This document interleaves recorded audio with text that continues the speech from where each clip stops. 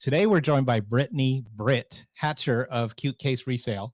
She's not only a reseller across multiple platforms, but a mom, a blogger. She does tons of live sales and runs an active Facebook group. So welcome, Britt. We're excited to have you here. Thanks for joining us. I'm so excited. Thank you so much. I cannot even tell you how excited I am. I'm always excited about our interviews, but you have to understand that Britt is being with us from literally the day that we launched List Perfectly. We have a lot to talk about. Yeah. Britt, tell me, how did you come up with the super cute name, Cute Case Resale? So my background is actually in education. So I worked for the local school district for a while. And I said, let me start something on the side because I was a single mom at the time. And I mean, just with even without being a single mom, we see how the economy is rolling. It's always good to have a few extra dollars coming in. As you know, kids come to school with backpacks on. And I was selling to teachers and some of the other faculty and staff how it worked for them, their style, size.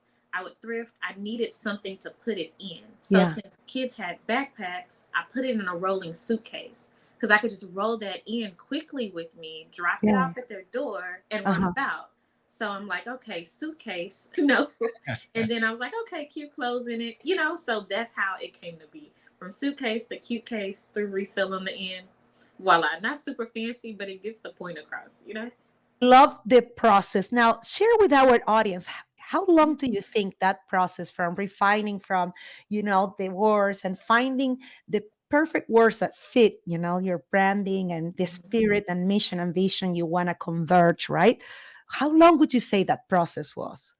Actually, the process was probably longer than it should have been. I've grown in age, business, anything. A lot of times our intuition and first mind is where we should go. Should you do this or should you do that? Yep, do it, try it. You never know if it's going to work until you just go ahead and try it. Although it probably took me 2 or 3 months because I'm like, how will this sound? And will people like that? I like it. You know what I mean? And I'm trying to gravitate people to me. So let me go with it, put enthusiasm behind it. And it was simple enough, and we went with it. So your main selling platform is Poshmark, right? For the last month, I would say that it was, but that wasn't the case before live selling.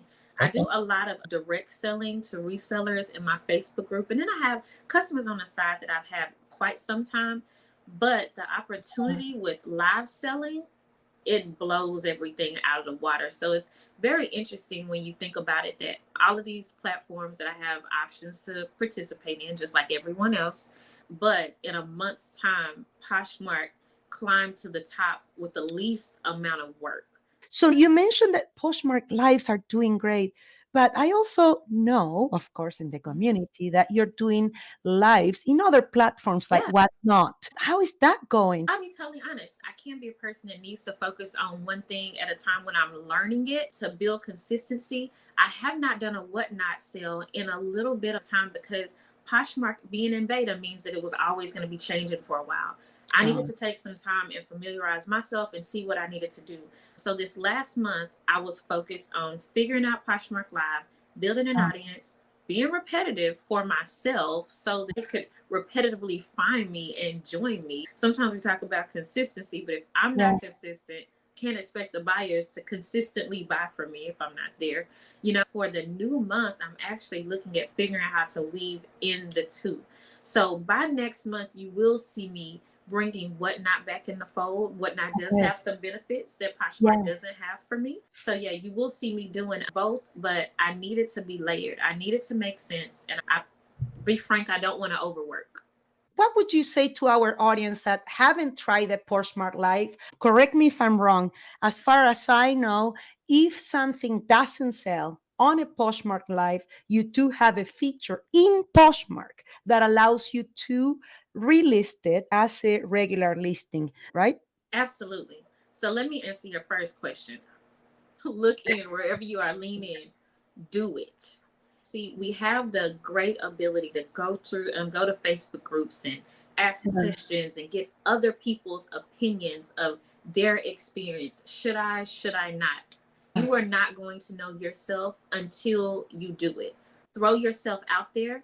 And I'll just throw this little insert in because I do have a Facebook group of resellers. And of course, we're really open to be able to discuss almost anything. And so when lives came about, you have people on both sides, or maybe three sides in the middle, or I don't know if I want to do Facebook lives. You're really not sure if you hate it because you make $1,000 that first sale. You're like, oh, wait a minute.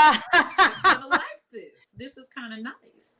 And then you have the group that, really want to try it. And so I have to say, that no matter how you are, whatever your vice is, because we all have our vice, 9 times out of 10, when people say that they don't want to try doing a live sale, hear them say it's because of an appearance. And I'm not knocking any of that. We all have our vice. We all have our thoughts. But can I just say that the buyers don't care? They don't care. And I really think that when you get on there and you throw yourself in it, that somebody on the other side of the screen is now resonating with you. There's somebody with super curly hair, acne, and a crooked tooth out there that is rooting for me. And you know what I mean? So it's one of those things where we are so self-critical, and to put it just simply, jump on the other side of the fence because that's where the money is. Not to say that you can't list, because I definitely think it's great to do both. It's okay to only do one, but if you have an inkling that you want to, you have to try it. You're doing yourself a disservice if you don't. Now, besides Whatnot and Posh Lives, you mentioned also Facebook Live, something that you tried. But have you tried any other lives throughout your reselling career, please? I have popped in and out of Instagram maybe twice. And to be honest, the crowd is there. You have so much more access. It's like going to Family Dollar versus Walmart. You're going to have more customers. They have more product. They usually open a little bit earlier and stay open a little bit later. More registers, all the things. So that would be my difference. Like Poshmark sale, Whatnot, my specific group on Facebook versus an open Instagram, But with that, I also need to be prepared to have the right manpower. I'm going to have to invoice. And when I do invoice, I'm going to have to make sure that I enter the right mailing address, the apartment number. I might have to wait on them to pay. So there are benefits to all of them. And right now, when I was really in that figure it out mode and learning lives, I wanted that back end to really be handled by somebody else. Take that 20% from me. I definitely am open to exploring other live selling programs as they make sense and as I get somebody else to work with me. Right now, as one person with a virtual assistant, it's not feasible right now until I do grow manpower. It's I don't want to say a hobby because it is a job, but so that it serves me well and it doesn't over encompass my life because I'm working to live, not vice versa. You covered a lot of your great strategy for your live sales, but is there any other advice you'd have, or one piece of advice you'd have for someone that says, Britt, I want to get into live selling? I'm going to give you A and B. A is just do it. And B is really simple.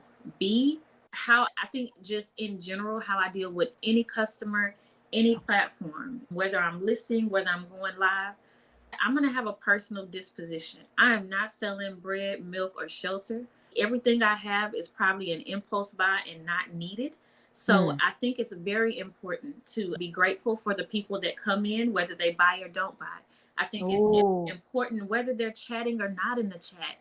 The fact that they're there, because literally at any time, it can be 100+ shows on this one platform you're on. And then Whatnot will have theirs. And then Instagram will have theirs. And then the baby's crying. And then people are having terminal illnesses. So I really do think, and that's how I approach my Facebook group. 2 words, be nice. And I think that's going to resonate across the screen more than anything. And when I say just do it, I know we want to have the perfect lighting that will never be perfect. We want to have the perfect setup that will, but I told them my first few sales, I said, hey guys, I'm glad you're here. We're going to go ahead and get started. I'm a part of the Poshmark beta. And if Poshmark can be in beta, I'm in beta too. I might make a couple mistakes. You may make a couple mistakes, but we're going to figure it out together. I think sometimes we put undue pressure on ourselves for something to be exactly how we think it should be. Now, we were mentioning a little earlier about your presence across different social media platforms. You can find this group in Facebook, and you can put a reseller edition by Cute Case Resale. I I absolutely love this group. I guess it's a little over 500 people that's in the group. And how it started, I knew I wanted a group. I didn't know exactly what road I wanted to take. I didn't have it figured out. But I was selling in other buy sell trade groups or whatever, where resellers would go to get inventory. And so I would do those sales and I would invoice them to pay. My little tagline was that I'm starting a reseller group. Feel free to come join. I don't have it all figured out. It's just going to be a positive place for us to bounce ideas off of each other. I'll sell things here and there, giveaways and that sort of thing. We went from maybe 10 people to 14 people to 15 people. And now we're 500. I think the part that I love the most about it is that I personally know about, let's just say 75% of these people from either doing live sales they've purchased from me, actual interactions. And I say 75% just because as something grows and is shared by word of mouth type thing, other people join in. And just, you guys, I'm grateful for all of you.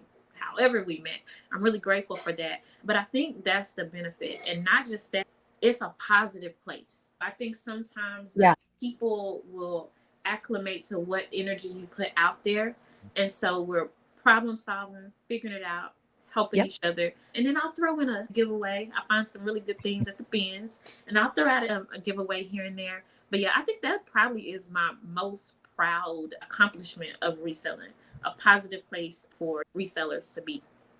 So we just mentioned growth, and you mentioned being proud of your accomplishment of having a safe place in your Facebook group. Do you have another selling stat or accomplishment that you are proud of?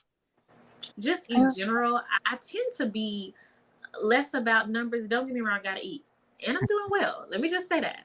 I don't want that to overshadow that piece about the community because honestly, like for example, I decided to try reseller bundles a while back. 10 things in a pack, 125, and within 48 hours they sold out. But since they were reseller bundles, I needed resellers to be able to buy them. So if I didn't have the group and the people weren't responsive and they didn't have the faith in me, then that wouldn't have happened. And don't get me wrong, I'll get to a point where I'm sharing most of my stats, and I do share a lot of them in the group. Like for example, last month when I was really paying attention to Poshmark sales, between 7 and 8 sales, and I can't remember, the reason I say 7 and 8 is because one of those sales I only made $20. And so I don't know if my mind erased that sale, but that was a little over $5,000 take home.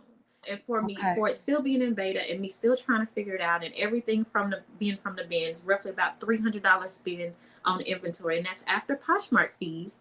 I can't beat that because I did it right here from home. My kids' schedule wasn't affected. I wasn't affected. And that means that if that's only 8 days, that's over 20 days of the whole month that I could lollygag, so to speak. And that was while I'm still figuring it out. I definitely still work in progress with things, but that would be the second stat that I'm proud of because I was consistent and I tried. And even though I made $20 on one of those days, I woke up that next morning and that was like a $500 day sale. But I'm going to just put this in here. I doubt you lollygag much. You'd be surprised. I am putting in the work, and this probably comes from me having to remind myself. I have my moments, but having to remind myself of, okay, Britt, you can do this. It's going to be great. Today was not the best, but tomorrow you still have tomorrow. That I do have those moments where I'm like, I'm not touching it.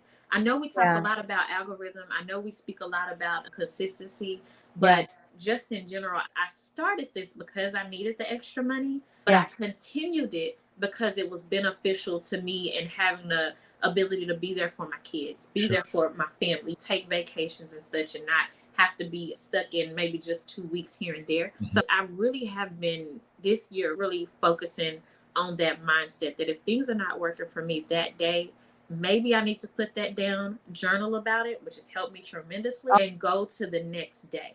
What is your input about when people do a live show and they show the hand, they don't want to show themselves? Get on there. I know the word Poshmark Live doesn't say Posh Human Live. That's what we expect, the actual whole human. There is just a different type of connection when you're actually face to face with somebody, when you see the things, whether you are a person who goes to church, whether you are a person in college courses, there's a reason why the first creation of that is live in person with community versus the second option is usually you have a hard copy book, then you have the audio book, but you usually don't have the audio before that. You have your in-person class and then you have the option to go online. But usually you always have that first, you know what I mean? It's something about being able to see face to face. It's a different connection. In addition to how even we can think about text messaging, things can be taken some kind of way when it's just written. But when you see me, when you know that I'm smiling, and even if I'm not a smiler, when you just feel that I'm being sincere, it's just different. 9 times out of 10, if you don't already have a huge following, the way to grow is through connection. And when they see you, that's different.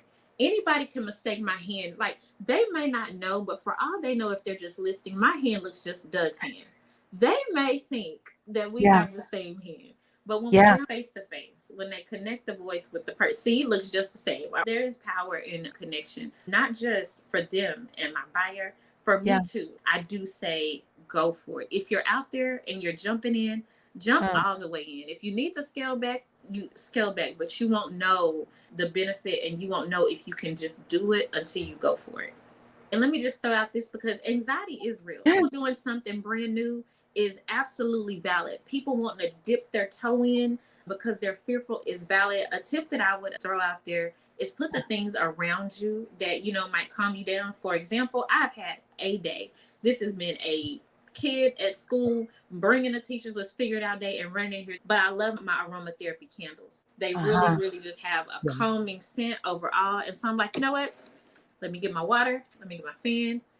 Let me chill 10 minutes before this starts, and let me get my candle going. Literally, when you do a live sale, people are only seeing the small amount that's right there. You can have a whole smiley face to the left of you. I have a thing for those poop emoji pillows, and it makes me laugh. It's just silly. I can put my poop emoji pillow right there. You know what I mean? I can put a sign behind me that says, "You've got this. You're doing great." You know, I can do all the things right behind me to kind of keep me calm, motivated if needed. That's something about my reseller group. I have them promote themselves. If they have a sale coming up, put it in there. Can be in there, or somebody else might jump in and say, "I'll hop in." So if somebody in the group says, "Hey, I'm nervous, but I'm going for it," somebody in there is going to pop in. And when I say I am the most positive heckler, you could show a little bag of poop. I'm going to talk that bag of poop up. What about sourcing? If I'm new, where do I go? And when it comes to sourcing, I think you're really good at the bins. 99% bins, girl. Every now and then I'll pop into a regular store, or like, let's say it's a crazy pallet deal around and I'll try that. But the bins is my ultimate, it's my fun place. And for those who don't know, the bins is the Goodwill outlet. I'm looking to do a partnership here. Hopefully, the definition that I see over and over again is it's where the things in the store go that don't sell. That's a percentage. People can drop off things at the bins. Companies sometimes donate overstock to the bins. If you think about some of your stores that may have things behind the counter that are priced at $100, or things that are priced on the floor for $200 or $300 that nobody buys, it's gonna go to the bins. I'm gonna find it, and I'm gonna pay $1.74 a pound for it. You know what I mean? It's by far the place to get the most bang for your buck and have the most opportunity of inventory mass at one place, one time, that doesn't require a business certificate and that is not closed to the public. So if you think about all those type of opportunities, and that has multiple ones across various states, and we do talk about that. I feel like thrifting can be therapy. I'm always excited about what I can find there. So yeah, my business is fueled on the bins. And if you think about it, Goodwill, kudos to them for being the type of business that will put almost anyone to work, no matter what their situation is, while they're trying to fix it. They have all sorts of people that have been through all sorts of things. And so when they have people that come in there teaching them things, when people need to have volunteer hours, they also accept volunteers. So you have all walks of people that are attempting to get this product, figure out if it's a great product to put on the floor. And just like you and I, maybe they're great at it, maybe they're not. They're learning just like we all are. Thank you for sharing that with our audience, because I think that we have a very big segment of our community that they underestimate the power of going to the bins. And they're like, nah, it's just dirty stuff. And let me tell you something. Okay. Listen, if you have your mind set up that it's dirty stuff, leave the Chanel for me. That's just fine. I'm good with that. You know what I mean? I'm fine with that. But don't knock it till you try it. Just like anything else, there are people that do like it and are being successful. Just like I said about everything else, just try it. It's okay if it's not for you after you do try it. But just try it, because you never know. Everybody there is looking for something different.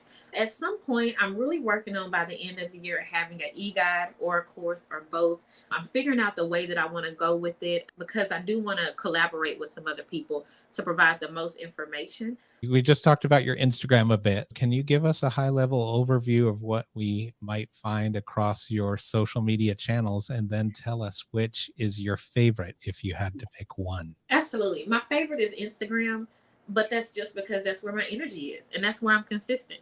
And sometimes that can be a fault of mine, to be totally honest, because I don't know what the benefits of the others are. I'm not putting the energy there. I will get there when I have time to spread myself out over other platforms or whatever. So on my Instagram, my link leads to my Linktree. And that way you can find my Instagram, you can find my affiliate links, you can find my Whatnot page. If you're considering selling, like for example, on like Whatnot, and you need somebody to refer you, we can talk and see if I can check out your media, your following, figure out if that makes sense. And then I wouldn't have a problem referring you if the stats make sense. But by far, Instagram is going to be my top, and Facebook, because of the group aspect. When you think group, you think community, you think everybody moving in one accord. And so that would be my second, only because it takes a little bit more thought and time. Instagram, you throw a reel up, you throw a picture up, click a couple music bars, and there, boom, the algorithm is doing its own thing. On Instagram, I do my favorite things. I've thrifted, pictures of some of the things that I've sold. I'll just try to have fun with it. And I do updates of when I'm having sales, and I'll link them there. Again, something else that I hope to streamline in the future, but for right now, highlighting what I'm already doing doesn't take up additional time. I can set my camera up while I'm shipping, and then I can go back while I'm waiting on my son to come out of basketball practice, edit those and throw it up there. So right now it's really just stuff I'm already doing, but I will figure out how to expand it later. List Perfectly is not paying me to say this, but two factors. It feels like it's a second employee. It really does feel that way for me, because I was doing the manual screenshot before I found crosslist, where I would screenshot the item, resituate, crop it as best I could, copy and paste it, and that's each picture, and then put it up. So List Perfectly also has a group. So now, where I felt like I'm individual, now I'm plopped in there, and they're talking about all the things. They're troubleshooting their pages. Some people are talking about a VA. Some people, I'm like, VA, what's a VA? It's easy to throw things into a chart and say, this place does this, and this opportunity does that, and this business does that. I'm going to go with this one. I am looking at a bigger picture in a long haul as well. Affiliate and referral bonuses, they matter to me, because that is passive income, like you said. So this next question, as we're wrapping up, but this always proves to be a very interesting question. And I used to ask people what they would say about themselves, but now I say, can you give me 3 words you think other people would use to describe you? If y'all are listening, these better be those 3 words. I would say determined. I would say funny. I do like to have fun. And I would say determined. I feel like for most things, if somebody has done it before, why can't I do it? I really have that mindset. We've covered a lot. Is there you'd like to add? Shop Cute Case. Thank y'all. I definitely appreciate you guys. This has been awesome. And thanks, Britt. I love your positivity, love your energy. So great to chat with you and meet you. And I'm sure we will chat more in the future. Yes, I sure hope so. Thank you so much, guys. Thank you.